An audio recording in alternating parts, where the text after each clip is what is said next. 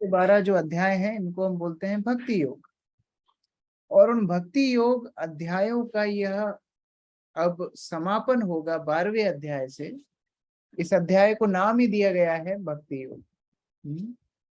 अर्जुन बोलते हैं कि भगवान, बहुत सारे सिद्ध लोगों को हम देखते हैं, है ना। हम देखते हैं कि जो ब्राह्मण की उपासना कर रहे हैं, जो ज्ञानी है, जो अव्यक्त मूर्ति यानी कि ब्रह्मांड भगवान के निराकार रूप को उपासना करते हैं, वह भी तो सिद्ध हैं। और जो आपके साकार रूप को आराधना करते हैं वह भी सिद्ध हैं। तो दोनों में से बड़ा कौन है? यह लड़ाई तो हमेशा होती है ना, निराकारवादियों में कौन बड़ा है, साकारवादियों में कौन बड़ा है, कौन दोनों में से बड़ा कौन है? यह प्रश्न अर्जुन पूछ रहे हैं। क्योंकि लोग भक्ति करना स्वीकार कर लेते हैं, उसके बाद भी उनका जो ये आसक्ति है कि भगवान निराकार है, वह आसक्ति आसानी से जाती नहीं। प्रभुपाद बोलते थे भारत में अधिकांश लोग निराकारवादी। आप थोड़ा सा टटोल के देखेंगे तो वह निराकारवादी ही निकलेंगे। इसलिए यह प्रश्न अर्जुन का बहुत महत्वपूर्ण है। देखिए, कोई बड़ा काम आप देखते, हम पहले भी चर्चा कर रहे थे, कुछ बड़ा देखते हैं, कुछ यज्ञ वज्ञ देखते हैं तो हमको लगता है ये वहां यहाँ कुछ बड़ा चल रहा है। और आप देखेंगे 3-4 भक्त बैठ के जप कर रहे हैं तो वो लगे हाँ ठीक है, जप ही तो कर रहे हैं, वह बड़ा नहीं लगता है। जैसे एक व्यक्ति हम बोलते हैं ना, नम चमत्कार को नमस्कार होता है ना। जो बड़ा झांकी दिखाता है उसको बड़ा लोग महान समझते हैं। एक व्यक्ति एक महान व्यक्ति के घर में गया, बहुत बड़े कंपनी के मालिक थे, उनसे मिलने के लिए गया। तो जब उनके गार्डन में पहुंचा तो उसने देखा कि एक माली वहां पर काम कर रहा है। उसने पूछा, ए माली, तुम्हारे मालिक का ऑफिस कहाँ है? तो माली बड़े विनम्र भाव से बोलता है कि आप इधर से पीछे जाइए, वहां ऑफिस है, वहां बैठिए, प्रतीक्षा कीजिए, मैं मालिक को बुलाता। ठीक है, वो आदमी जाके वहां बैठ गया। कुछ समय बाद देखा वही माली कपड़े वपड़े पहन के आया, वही वास्तव में वो कंपनी का मालिक था। वह आकर के चेयर पे बैठ गया। तो इसकी तो हालत खराब हो गई। बोलते अरे अरे, आप इसी कंपनी के मालिक हैं, मैं तो नहीं जानता था, क्षमा कर दीजिए। तो बोलते बोलते हैं कि देखिए, आप बाह्य दृष्टि से देख रहे थे, इसलिए आप मेरे गुणों को पहचान नहीं पाए। किसी भी व्यक्ति को उसके कपड़ों से नहीं जज करना चाहिए। तो उसी प्रकार से हमने देखा, भगवान ने अव्यक्त रूप दिखाया, बड़ा विश्व रूप दिखाया। तो कहीं कोई ये ना सोचने लगे कि कृष्ण छोटे हैं, विश्व रूप बड़ा है। कहीं किसी के मन में यह ना आ जाए कि भक्ति करने से क्या होगा, कुछ नहीं होगा, बाद में जब भगवान दिव्य चक्षु देंगे तो विश्व रूप दिखेगा। तो यह तो उल्टी बात हो गई। ईशोपनिषद में भक्त प्रार्थना करते हैं कि भगवान आपके हिरण्यमय प्रकाश को हटाइए, क्योंकि मैं आपका दर्शन नहीं कर पा रहा हूँ। तो यह विश्व रूप ब्रह्म ज्योति, यह तो बाधा है भगवान के सुंदर वपु को देखने के लिए। तो उस प्रकार से अर्जुन के मन में यह संशय था कि देखो भैया, हम तो है भक्त। अर्जुन कौन है? भक्त। तो कहीं ऐसा ना हो कि हम छोटे रह जाएं और जो निराकार के उपासक हैं वो बड़े हो जाएं। तो अर्जुन अपनी सिचुएशन को जस्टिफाई करना चाहते थे, वो सिक्योर करना चाहते थे कि भैया हम सही जा रहे हैं कि नहीं जा रहे हैं। तो उसने भगवान से ये प्रश्न पूछ दिया कि भगवान बताइए, कौन महान है? पहले श्लोक का अनुवाद पढ़िए, एक भक्त, 12वां अध्याय प्रथम श्लोक, अनुवाद पढ़िए। अर्जुन ने पूछा, जो आपकी सेवा में सदैव तत्पर रहते हैं या जो अव्यक्त निर्विशेष ब्रह्म की पूजा करते हैं, इन दोनों में से किसे अधिक पूर्ण या सिद्ध माना जाए? दोनों में से अधिक सिद्ध कौन है? सिद्ध दोनों ही हैं। देखिए, ब्रह्मवादी कोई साधारण आदमी नहीं है। जो कर्मी है, जो लोग कर्म में लगे हुए हैं, भोग में लगे हुए हैं, बाद में अपने कर्म फलों को भोगेंगे, परेशान होंगे, वह लोग तो एकदम ही निकृष्ट हो गए। लेकिन उनसे उत्कृष्ट ये दोनों ही हैं। ज्ञान मार्गी भी उत्कृष्ट है, भक्त भी उत्कृष्ट है। लेकिन दोनों में से ज्यादा उत्कृष्ट कौन है, यह अर्जुन पूछ रहे हैं। यहाँ पर बोला ना, अधिक पूर्ण कौन है? पूर्ण तो दोनों ही है, सिद्ध दोनों ही है, क्योंकि दोनों ही भौतिक संसार से मुक्त होने वाले हैं। लेकिन दोनों में अधिक अधिक सिद्ध कौन है, ऐसा अर्जुन पूछ रहे हैं। और भगवान एकदम वन शॉट आंसर, जिसको बोलते हैं ना रैपिड फायर, वैसा आंसर देते हैं कृपया करके पढ़िए स्क्रीन पर दूसरा श्लोक का अनुवाद।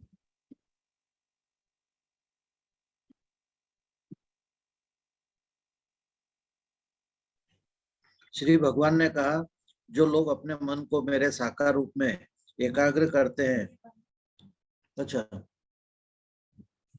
श्री भगवान ने कहा, जो व्यक्ति निश्चय और दृढ़ विश्वास के साथ मेरी व्यक्तिगत रूप पर उनके मन को निविष्ट करते हुए हमेशा मेरी पूजा में लगे हुए हैं, वो मेरे द्वारा सबसे उत्तम माना जाता है। भगवान ने एकदम एक बोलते ना perfect question perfect answer. Arjun ने सीधा प्रश्न पूछा, एक श्लोक में भगवान ने तुरंत उत्तर दे दिया। कौन सर्वश्रेष्ठ है? जो मेरी भक्तिमय सेवा में लगा रहता है वह सर्वश्रेष्ठ है। तो अर्जुन सोचने लगे, फिर क्यों टाइम वेस्ट करूं मैं, क्यों मैं टाइम वेस्ट करूं कि इतना घूम फिर के उसके बाद में फिर मुझे भक्त ही बनना है। तो भक्त तो मैं पहले से ही था, ये विश्व रूप तो मैंने दिखाया था दूसरों के लिए, जो अपने आप को भगवान बताएंगे उनके लिए विश्व रूप देखा था। वास्तव में श्याम सुंदर रूप सबसे श्रेष्ठ है, भक्ति सबसे श्रेष्ठ है। यही चीज हम 6वें अध्याय में देख करके आए हैं। 6वें अध्याय में अंत में क्या था कि सबसे योगियों में सर्वश्रेष्ठ योगी नाम अपि सर्वेशाम, सारे योगियों में सर्वश्रेष्ठ योगी कौन है?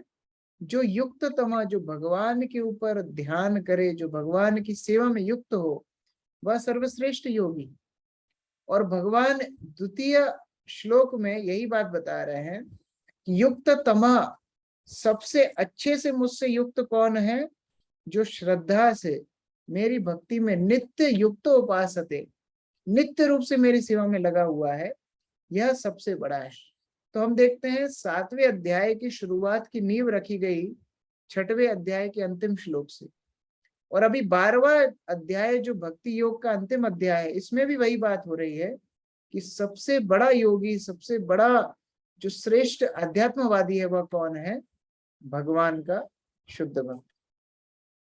अब भगवान उनके बारे में थोड़ा बता रहे हैं जो भगवान के सीधी सीधी तरीके से भक्त नहीं है, भगवान की आराधना करते हैं लेकिन अव्यक्त रूप की आराधना करते हैं। जो लोग भगवान के निराकार रूप की आराधना करते हैं, उनकी क्या बात है वह भगवान बता रहे हैं। कृपया करके कोई तीसरा और चौथा श्लोक का अनुवाद पढ़िए गीता में से। लेकिन जो लोग अपनी इंद्रियों को वश में करके तथा सबों के प्रति संभाव रखकर परम सत्य की निराकार कल्पना के अंतर्गत उस अव्यक्त की पूरी तरह से पूजा करते हैं, जो इंद्रियों की अनुभूति के परे है, सर्वव्यापी है, अकल्पनीय है, अपरिवर्तनीय है, अचल तथा ध्रुव है, वे समस्त लोगों के कल्याण में संलग्न रहकर अंततः मुझे प्राप्त करते हैं। देखिए इस श्लोक में कितना खतरनाक विवरण कर रहे हैं भगवान। जैसे मान लो किसी को मना भी करना हो तो इतना डरा दो, इतना डरा दो कि व्यक्ति अपने आप ही बोले कि हमको वहां जाना ही नहीं है। भगवान बोल रहे हैं पहले तो इंद्रियों को वश में करो, सबके प्रति संभाव रखो, मतलब सबको, जो आपको चाकू भी मार जाए उसको भी प्रेम करो, और फिर निराकार की कल्पना करो। कैसा निराकार? जो इंद्रियों की अनुभूति से ऊपर है, इंद्रियों से आप उसको समझ ही नहीं सकते। अच्छा, जो सर्वव्यापी है, जो अकल्पनीय है, आप मन से उसके बारे में सोच ही नहीं सकते, अपरिवर्तनीय है, अचल है, ध्रुव है, ऐसी चीज पे हम ध्यान लगाएंगे भी तो लगाएंगे कैसे? मान लो कोई बोले कि आंख बंद करके बैठ जाओ, बैठ गए, अब बोले ऐसा ध्यान लगाओ कि कुछ ध्यान में ना आए, तो भैया कैसे ध्यान लगाएं? ऐसा ध्यान लगाओ कि कुछ ध्यान में आना नहीं चाहिए, ये कैसा ध्यान होता है? तो बहुत क्लेश अधिक तरस तेषाम अव्यक्त आसक्त चेतसाम, अव्यक्त ही गतिर दुखम देहावाप्तिर अवाप्यते। भगवान बोल रहे हैं बड़ा क्लेश है, बड़ा दुख दर्द है ऐसे लोगों को जो अव्यक्त आसक्त हैं, जो निराकारवादी है। इसका अनुवाद पढ़िए एक भक्त।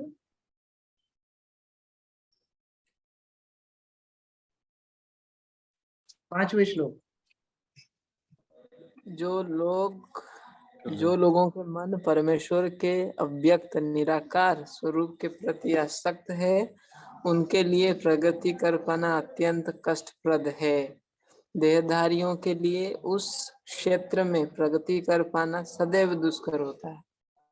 देखिए थोड़ा सा 1 मिनट बहुत ध्यान दे के सुनना, कैसे क्लेश, कैसे कठिन है। आप कल्पना कीजिए, हम लोग देहधारी हैं, हम लोग शरीर में हैं, है ना।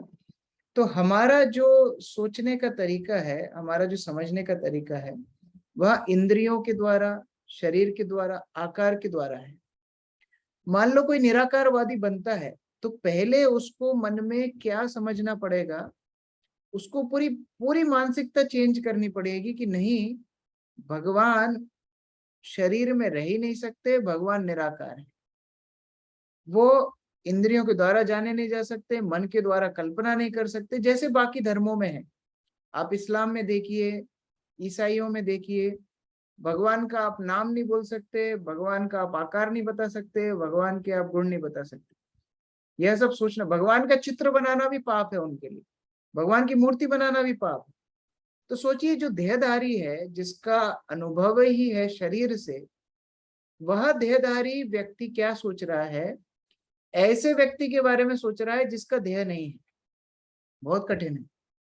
अब जब वह इस प्रकार के मन को लगाएगा और अपने आध्यात्मिक बल से निराकार रूप को समझ जाएगा, अगर थोड़ा सा और फॉर्चुनेट होगा, आगे बढ़ेगा, तो वह समझेगा कि अरे निराकार ब्रह्म के पीछे तो साकार ब्रह्म है, निराकार रूप के पीछे कौन है, भगवान श्री कृष्ण खड़े हैं।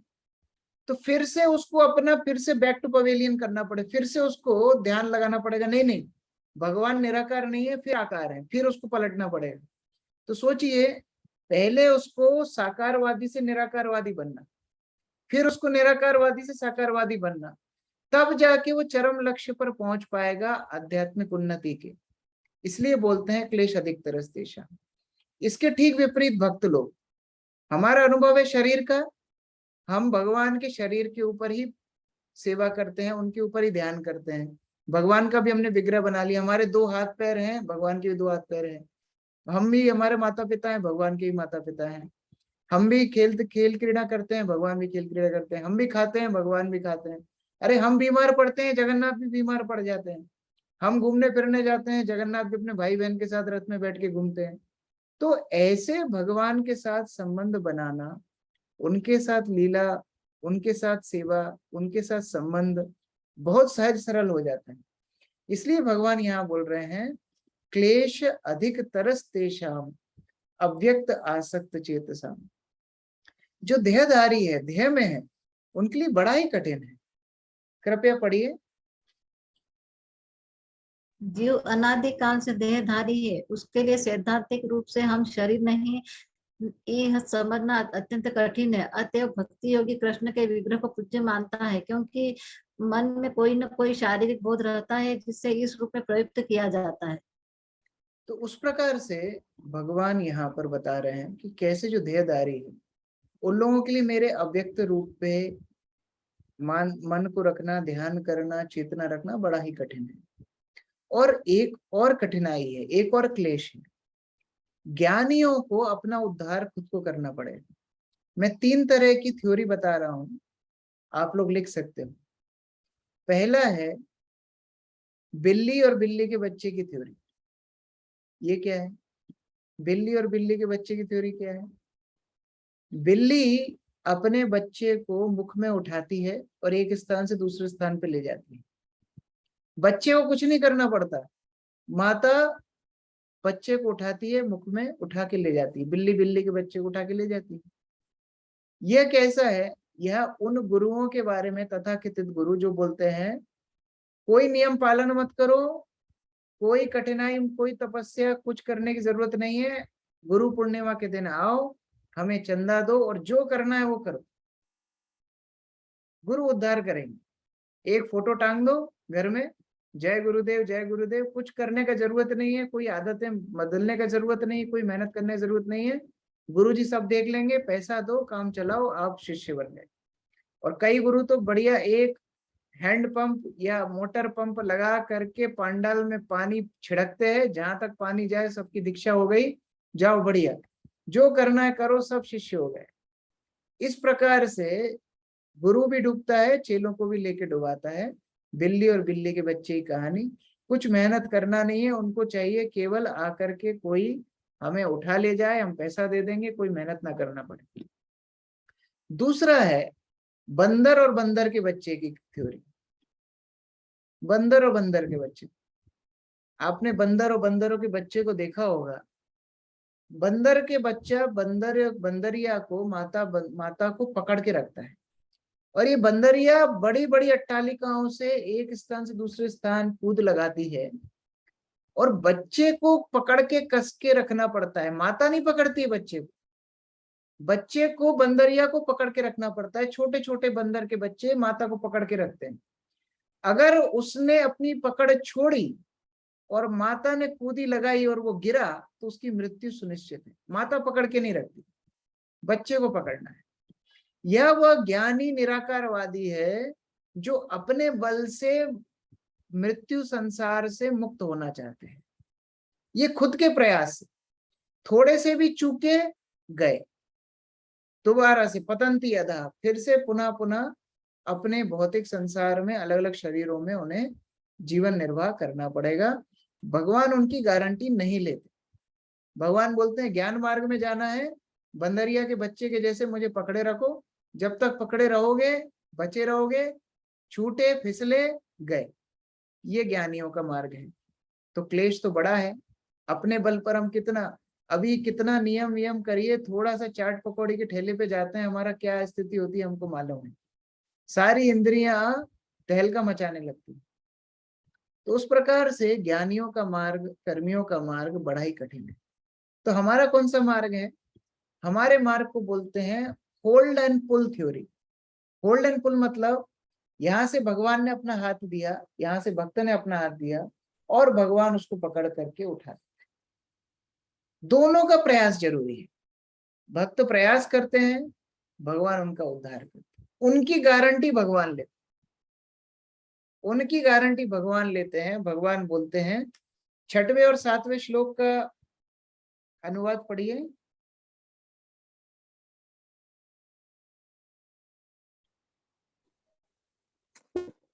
जो अपने सारे कार्यों को मुझ में अर्पित करके तथा अविचल भाव से मेरी भक्ति करते हुए मेरी पूजा करते हैं और अपने चित्तों को मुझ पर स्थिर करके निरंतर मेरा ध्यान करते हैं, उनके लिए हे पार्थ, मैं जन्म मृत्यु के सागर से शीघ्र उद्धार करने वाला हूँ।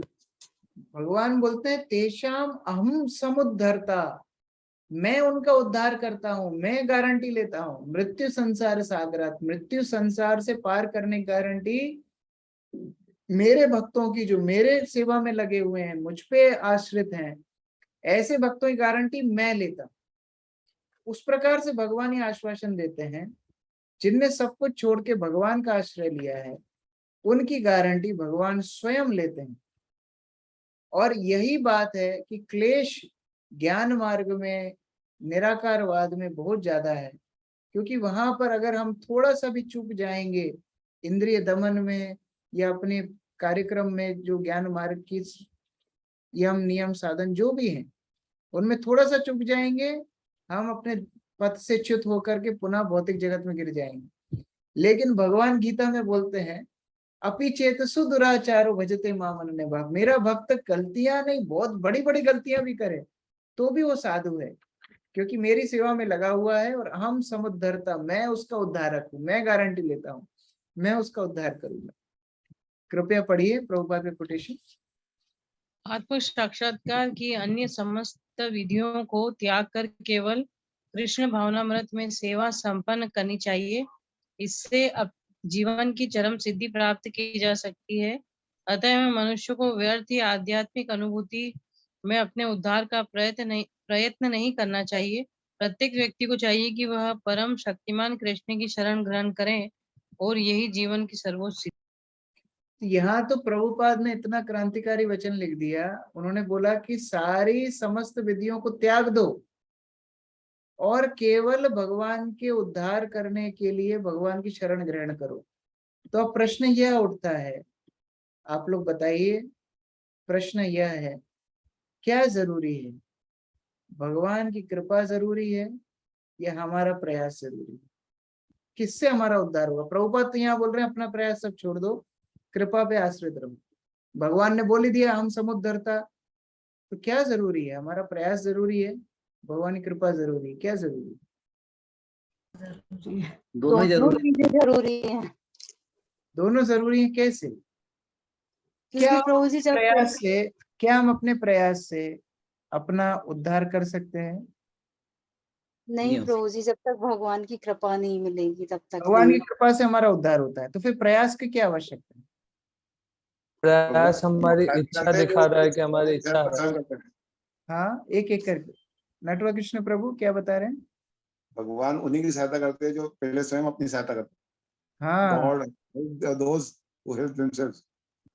प्रयास से भगवान देखते हैं कि ये कृपा प्राप्त करने के लायक है कि नहीं। माता प्लेट में 4-5 पराठे रख तो दे, बच्चा पचा पाएगा कि नहीं, यह प्रश्न है। कृपा तो भगवान कर दे, हम पचा पाएंगे कि नहीं, यह प्रश्न है। प्रभुपाद अटलांटा में मॉर्निंग वॉक पे जा रहे थे और उन्होंने देखा कि कुछ बतख के बच्चे भूखे हैं, तो टर टर टर टर ऐसे बतख के बच्चे कर रहे थे। तो एक उनमें से बड़ा जोर से टर टर कर रहा था, प्रभुपाद उसको बार बार खिला रहे हैं। प्रभुपाद बोलते हैं देखो, यह ज्यादा प्रयत्न कर रहा है, ज्यादा ईगर है। ईगर को क्या बोलेंगे हिंदी में? ज्यादा लालायित है कृपा प्राप्त करने के लिए, ये इसलिए मैं इसको ज्यादा कृपा दे रहा हूँ। तो भगवान भी उसी प्रकार से है, जो ज्यादा लालायित है। हमारे जप साधन प्रयास से हमारा उद्धार नहीं होगा, लेकिन इससे हम बताते हैं गुरु और कृष्ण को कि हम गंभीर हैं, और तब वो अपनी कृपा देके समुद्धरता हमारा उद्धार करते हैं। तो जरूरी दोनों है। उद्धार करने वाला कौन है? उद्धार करने वाली कृपा ही है। लेकिन कृपा किसके ऊपर होती है? कृपा होती है जो लोग प्रयत्नशील होते हैं, जो गंभीर होते हैं। तो 12वें अध्याय में हमने अभी देखा 1 से 7वें श्लोक में कैसे भगवान निर्विशेषवादियों की उपेक्षा कर रहे हैं और भक्ति की गुणगान कर रहे हैं। अब 8 से 12 में भगवान भक्ति के अलग अलग स्तर बताएंगे। देखो, भक्ति इतनी बड़ी चीज है कि किसी को छोड़ती नहीं है। ऐसा नहीं है ज्ञान मार्गी होना है तो विरक्त होना पड़ेगा, घर बार छोड़ना पड़ेगा, आपको आसक्त नहीं रहना पड़ेगा। लेकिन भक्ति ऐसी नहीं है, भक्ति कोई किसी भी स्थिति में कर सकता है। तो इस भक्ति के अलग अलग स्तर हैं। भगवान बताएंगे कि ठीक है तुम इस तरह भक्ति करो, ये नहीं कर पाओगे चलो ये करो, ये नहीं कर पाओगे चलो ये करो। जैसे एकादशी का होता है ना, एकादशी कैसी करनी चाहिए? निर्जल करनी चाहिए। नहीं साहब हम निर्जल नहीं कर पाएंगे। ठीक है आप पानी पी लीजिए। नहीं नहीं पानी नहीं प्रभु जी, बीच में तो कुछ खाना भी पड़ेगा ना। ठीक है आप कुछ फल खा सकते हैं। प्रभु जी क्या है, हम नमक नहीं खाते हैं ना तो हमारा बीपी एकदम डाउन चला जाता है, तो हमें कुछ नमक का आइटम भी खाना पड़ेगा। ठीक है साबूदाने खिचड़ी वगैरह कुछ खाइए। फिर बाद में तो शुरू जो होता है तो चाट भी बनती है, भल्ले भी बनते हैं, एकादशी पिज्जा भी बनता है, सब बनने लगता है, पापड़ी चाट भी बनती है। पता नहीं भगवान क्या क्या बनता है एकादशी में। तो उस प्रकार से व्रत व्रत है, लेकिन अलग अलग स्तर का व्रत है। उसी प्रकार से भक्ति है, सबके लिए है, लेकिन भगवान उसके क्रमिक स्तर बताएंगे। ठीक है आप जिस स्तर पे उस स्तर पे भक्ति कर सकते हो। भगवान अलग अलग स्तर भक्ति के आगे कुछ श्लोकों में बताने वाले हैं, और बाद में आखिरी के 8 श्लोकों में भगवान अपने भक्तों का गुणगान करेंगे। हमने बहुत सारे अष्टकम सुने हैं, है ना? गुरु अष्टकम, मधुर अष्टकम, चोर अष्टकम, राधिका अष्टकम, ब्रजराज सुत अष्टकम, दामोदर अष्टकम। यह 8 श्लोकों को बोला जाता है भक्त अष्टकम।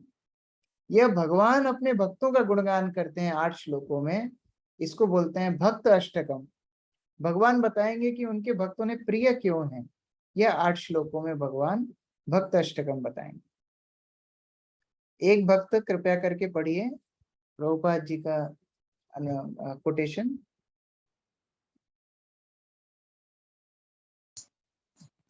भगवान का पवित्र नाम तथा भगवान अभिन्न है, अतः जब भक्त हरे कृष्ण कीर्तन करता है तो कृष्ण तथा उनकी अंतरंगा शक्ति भक्त की जीवा पर नाचते रहते हैं। कृष्ण प्रत्यक्ष रूप से भोग को ग्रहण करते हैं। इस तरह भक्त इस उच्छिष्ट झूठन को खाकर कृष्णमय हो जाता है। यहाँ पर प्रभुपाद बता रहे हैं किस तरह हमें कृष्णमय होना है। कृष्णमय क्यों होना है? क्योंकि हम भगवान की चेतना में हमेशा लगे रहें। और भगवान शुद्ध भक्ति जो एकदम भक्ति के चरम स्तर पर है, उनका इंट्रोडक्शन दे रहे हैं 8वें श्लोक। मयि आधस्व मयि एव मन आधस्व मयि बुद्धिम निवेशय निवेशस्यसि मयि एव अत ऊर्ध्वम न संशय। 8वें श्लोक का अनुवाद एक भक्त पढ़िए।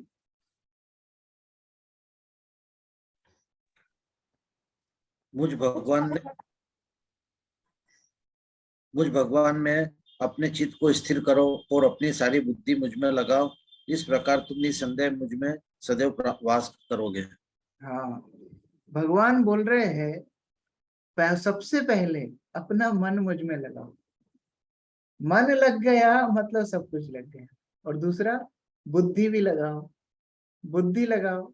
और तीसरा, निवेशस्यसि मयि एव, मुझ में ही रहो, मतलब सब क्रियाएं भी मुझ में करो। मन बुद्धि क्रिया सब कुछ मुझ में लगाओ, तब जाके मेरी शुद्ध भक्त बनोगे। 3 बार भगवान मई शब्द का उपयोग कर रहे हैं। मई एवं मन आदसो, मई मतलब मुझ पर, मई बुद्धि निवेश मुझ पर, निवेशसी मई एवं मुझ पर। भगवान बोले और किसी पर नहीं, ब्रह्म ज्योति पे नहीं, परमात्मा पे नहीं, मुझ पर। मैं श्याम सुंदर रूप में खड़ा हूं, मुझ पर पूर्ण रूप से आश्रित हो। यह शुद्ध भक्ति है, एकदम शुद्ध भक्ति। हम जिसको बोलते हैं कृष्णमय हो जाना, जिसको और कुछ नहीं सूझता है।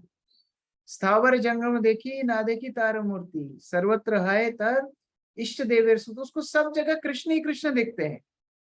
जैसे हम माधवेंद्रपुरी का उदाहरण देखते हैं ना, उनको भूख प्यास कुछ नहीं लगती।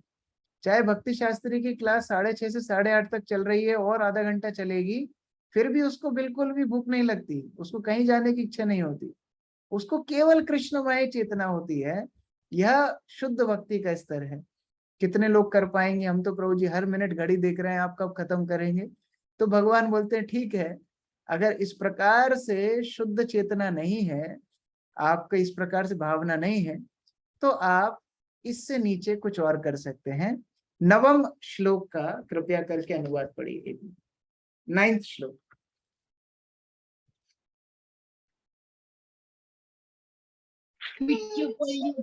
हे अर्जुन, हे धनंजय, यदि तुम अपने चित्त को अविचल भाव से मुझ पर स्थिर नहीं कर सकते, तो तुम भक्ति योग के विधि विधानों का पालन करो। इस प्रकार तुम मुझे प्राप्त करने की चाह उत्पन्न करो। कृष्ण बोल रहे हैं, हे अर्जुन, अगर तुम अपने आप से स्वतः मेरे ऊपर ध्यान नहीं लगा पाते हो, तो क्या करो? गुरु की शरण लो और गुरु की शरण में नवदा भक्ति पालन करो। गुरु बताएंगे सुबह उठना है। जैसे भगवान का जब अल्टर खुलता है, शंख बजता है, सब लोग दंडवत क्यों करते हैं? क्यों करते हैं दंडवत? कौन बताएंगे?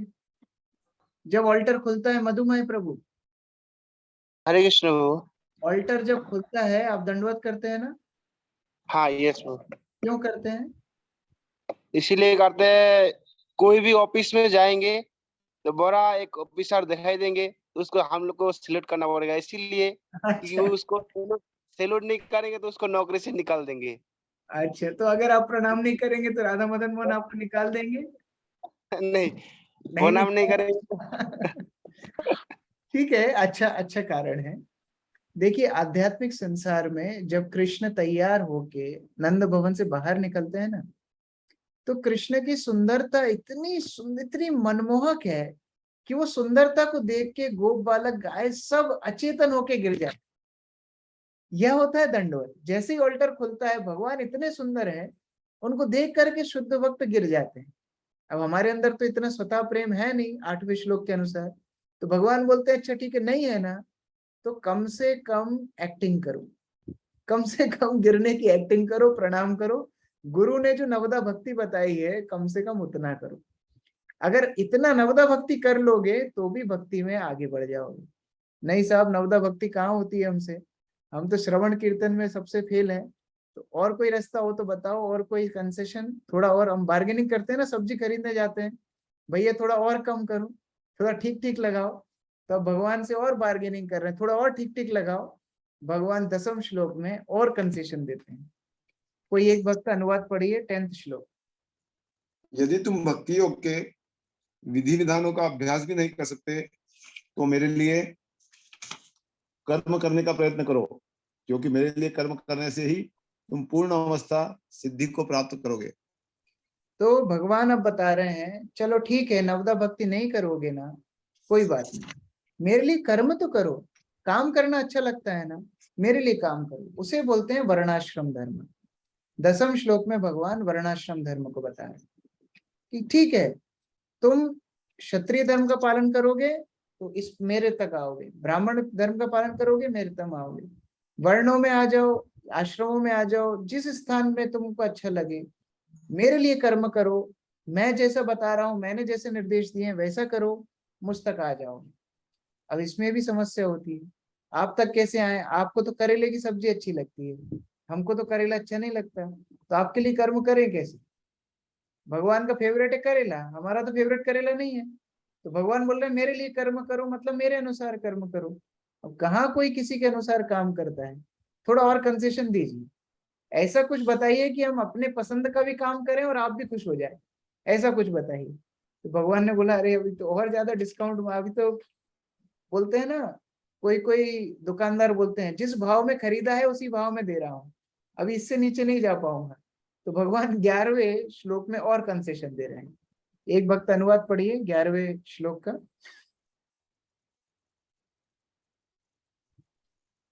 किंतु यदि तुम मेरे इस भावनामृत में कर्म करने में असमर्थ हो तो तुम अपने कर्म के समस्त फलों को त्याग कर कर्म करने का तथा आत्म स्थित होने का प्रयत्न करो। भगवान बोल रहे हैं कि अच्छा ठीक है, मेरे लिए कर्म नहीं करना चाहते हो, कोई बात नहीं, जो कुछ तुम कर रहे हो कम से कम उसके फलों को त्याग कर दो, क्योंकि अगर फल की इच्छा रखोगे तो तुम्हें वह कर्म बंधन में बांधते जाएंगे। तो कम से कम मेरे लिए नहीं करना है मत करो, कम से कम अपने फलों को त्याग दो। अब फल को चाहे भगवान के ऊपर समर्पण करो, चाहे लोग कोई जो पायस एक्टिविटीज करते हैं, कोई हॉस्पिटल खोल देता है, कोई स्कूल खोल देता है, कोई बहुत ज्यादा धन इकट्ठा करके गरीबों में बांट देता है, कम से कम फलों का त्याग, फलों को त्याग, कर्म फलों को त्याग करना सीखो, कम से कम इतना तो सीखो।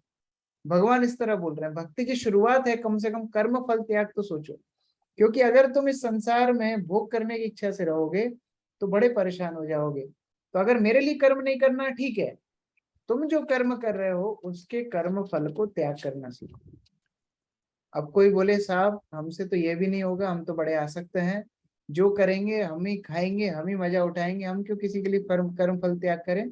तो भगवान बोलते हैं अब तो सीरियस प्रॉब्लम है तुमको, अब इससे शुरुआत से समझना पड़ेगा कि तुम ये शरीर नहीं, तुम आत्मा हो। क्योंकि तुम्हें इतना ही नहीं समझ में आ रहा है कि कर्म फलों को भोग करने से तुम इसी शरीर में बंधित रहोगे और भौतिक संसार में अलग अलग शरीरों में पीड़ा भोगते रहोगे।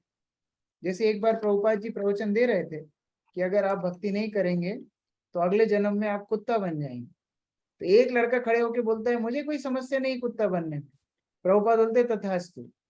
अब तुमको क्या समझाएं? जिसको यही समझ में नहीं आ रहा है कि कुत्ता बनने में क्या कष्ट है, उससे आगे तुमको क्या बताएंगे?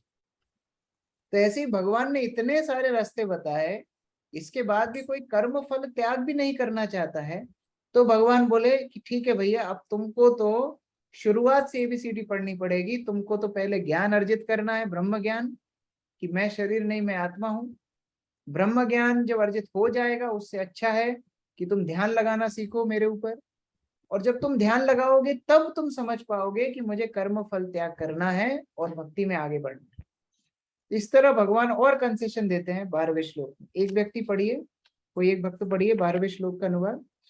यदि तुम यह अभ्यास नहीं कर सकते तो ज्ञान के अनुशीलन में लग जाओ, लेकिन ज्ञान से श्रेष्ठ ध्यान है और ध्यान से भी श्रेष्ठ कर्म फलों का परित्याग, क्योंकि ऐसे त्याग से मनुष्य को मन शांति प्राप्त हो सकती है। हाँ, तो भगवान बोले ठीक है, जो कोई कुछ भी नहीं कर सकता है तो फिर से स्कूल ज्वाइन करो, वहां पर सीखो कि तुम शरीर नहीं तुम आत्मा हो।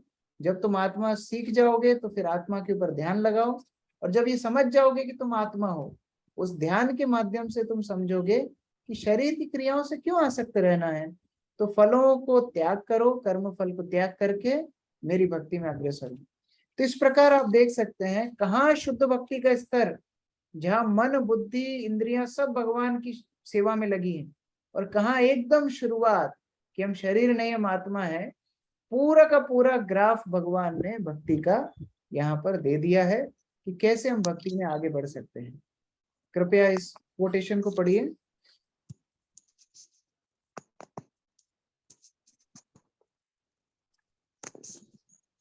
संक्षिप्त सर्वोच्च लक्ष्य भगवान तक पहुंचने की दो विधियां हैं। एक विधि है क्रमिक विकास की और दूसरी है प्रत्यक्ष विधि। कृष्ण भावनामृत में भक्ति प्रत्यक्ष विधि है।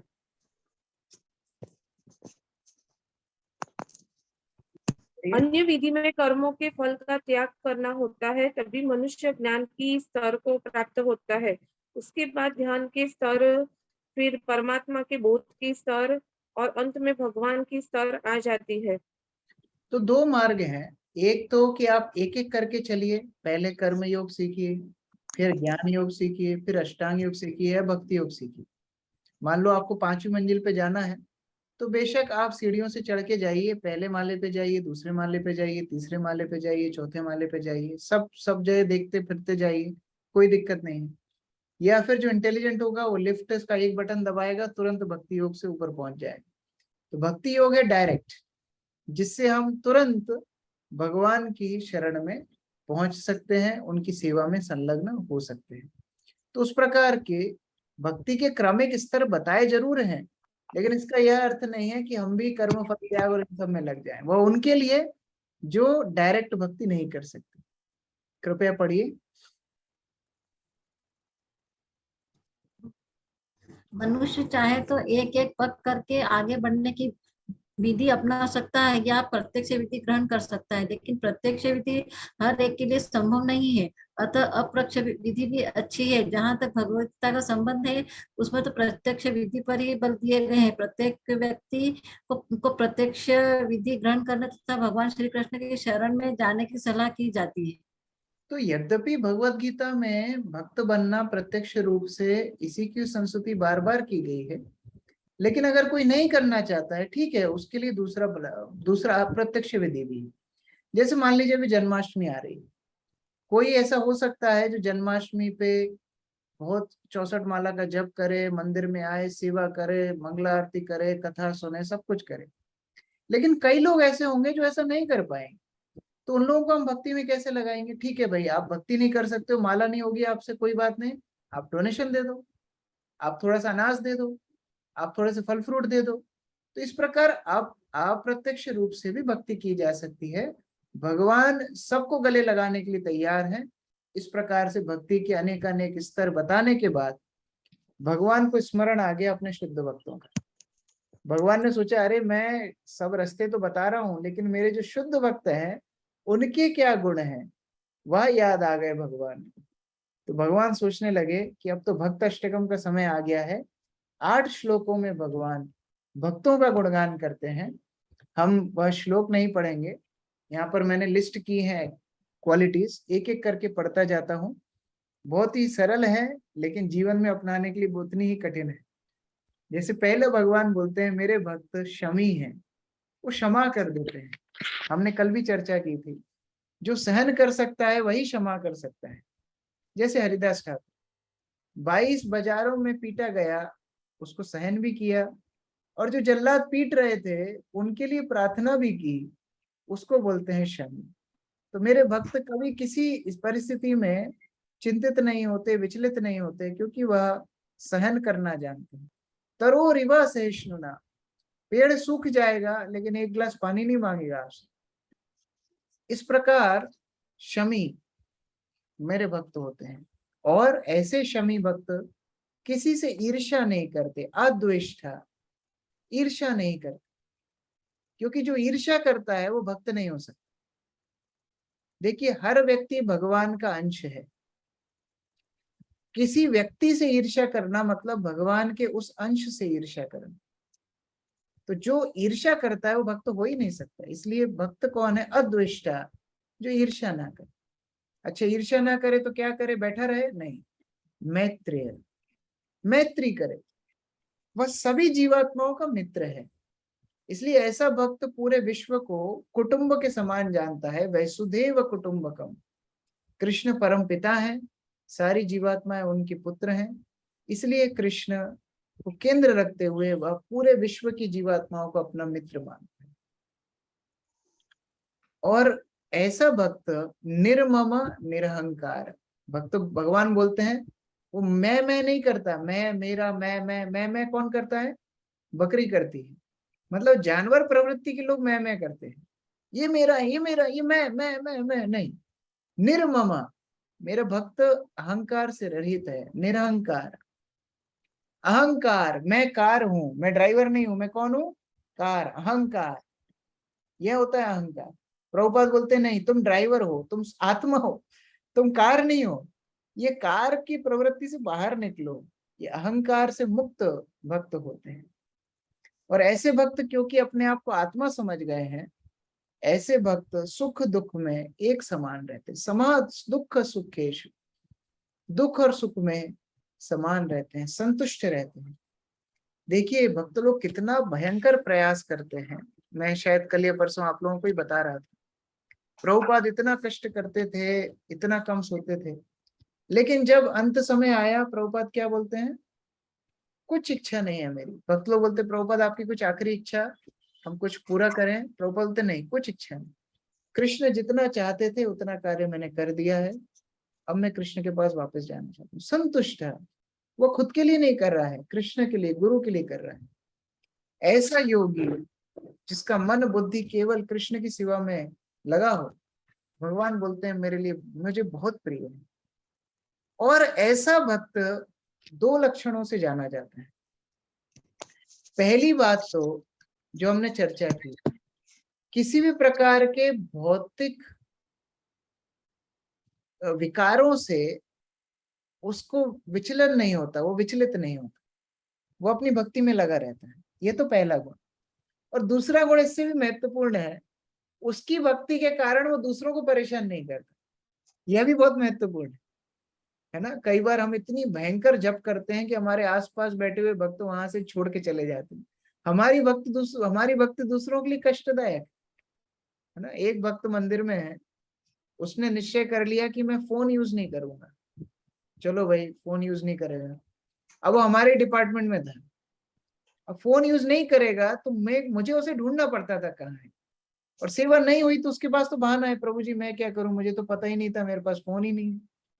तो अब ये क्या है? उसकी तपस्या नहीं है, ये बाकी भक्तों की तपस्या है। बाकी लोगों को उसको ढूंढना पड़ता है, वो तो मजे से बैठा है, ना उसके पास फोन ना कुछ, तो बाकी भक्तों को ढूंढना पड़ रहा है उसको सेवा की। तो भक्त का लक्षण क्या है?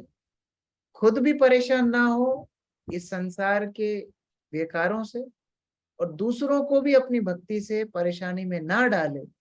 ऐसा भक्त भगवान को बहुत प्रिय है। और कौन प्रिय है? भगवान आगे बता रहे हैं, अनपेक्षा, जो अपेक्षा रहित हो, जिसकी कोई अपेक्षा ना हो। जाहे विधि राखे राम, ताहे विधि रही। जैसे भगवान रखेंगे वैसे ही रहेगा। भगवान बहुत सारा धन दे देंगे तो उस धन के हिसाब से भगवान की सेवा करेगा। भगवान निर्धन बना देंगे तो निर्धन रूप से भी संतुष्ट रहेगा। ऐसा भक्त भगवान को बड़ा प्रिय है। स्वच्छ रहता है, आंतरिक भाव से स्वच्छ रहता है भगवान का जप करके, बाह्य रूप से भी बड़ा स्वच्छ रहता है, सतोगुण में रहता है।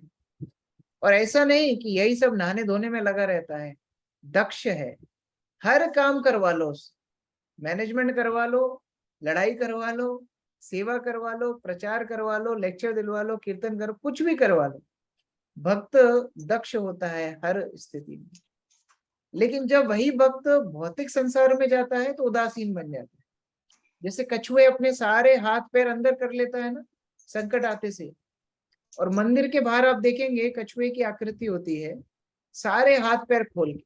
तो दक्ष है सेवा में, और जैसे ही भौतिक संसार आता है वैसे ही उदासीन बन जाता है। इसलिए ऐसा भक्त को भौतिक संसार किसी प्रकार से प्रभावित नहीं कर पाता। भगवान का ऐसा भक्त बड़ा ही प्रिय होता है, जो सुख दुख में हानि लाभ में एक समान रहे, जो हर परिस्थिति में दिव्य रहे। क्या उसके लिए शुभ है, क्या अशुभ है, क्या पाप है, क्या पुण्य है, वह तो केवल भगवान की सेवा ही कर रहा है। ऐसा भक्त भक्ति धारण करता है। जैसे जिसके पास शक्ति है उसको बोलते हैं हम शक्तिमान, जिसके पास भक्ति है वह भक्तिमान। भक्ति जो धारण करा हुआ है, ऐसा भक्त भगवान को बड़ा प्रिय है। जिसको पता ही नहीं है कि मित्र कौन है, शत्रु कौन है। प्रहलाद महाराज को जब बताया गया कि बेटा प्रहलाद, राजनीति क्या है, शत्रुओं का दमन और मित्रों के साथ संधि। प्रहलाद महाराज बोलते हैं गुरुजी हमको तो पता ही नहीं है मित्र कौन है, शत्रु कौन है, हमको भेद करने ही नहीं आता। ये भक्त का लक्षण है। मित्र कौन, शत्रु कौन, उसको नहीं पता। वह तो हर द्वंद्व से मुक्त है। और ऐसा भक्त केवल कृष्ण के बारे में बोलना पसंद करता है, इसलिए वो मौनी है।